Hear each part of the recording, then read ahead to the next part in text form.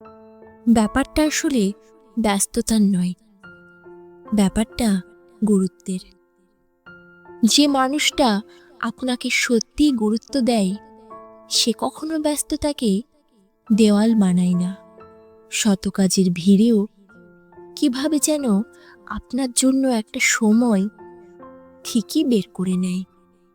নিজের ক্লান্তি, চাপ, দায়িত্ব সব কিছুর ভেতরেও আপনাকে কখনো বুঝতে দেয় না তার ব্যস্ততার পরিধি কতটা বিস্তৃত। কারণ তার কাছে পৃথিবীর সব ব্যস্ততার ওপরে আপনি। সে এক পাশে সব কাজ সরিয়ে রেখে আরেক পাশে নিঃশব্দে কেবল আপনাকেই রাখে।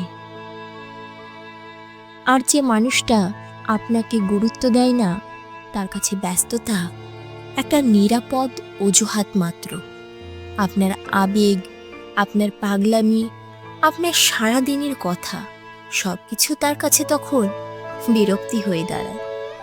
সে ব্যস্ত না থাকলেও নিজেকে ব্যস্ত বানায়, শুধু আপনার থেকে একটু দূরে থাকার জন্য।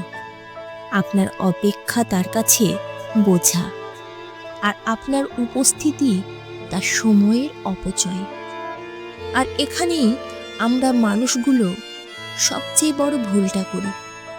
যারা আমাদের উপেক্ষা করে, আমরাই তাদের জন্য নিজের সব কাজ ফেলে অপেক্ষা করি।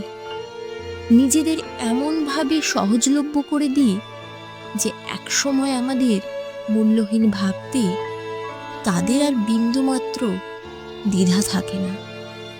যাদের জন্য আমরা নিজের ব্যস্ততাকে তুচ্ছ করি, তারাই ব্যস্ততার অজুহাতে ধীরে ধীরে দূরত্ব বাড়ায়। শেষে থেকে যায় শুধু অপেক্ষা আর নিজের অসীম বোকামির অনুশোচনা।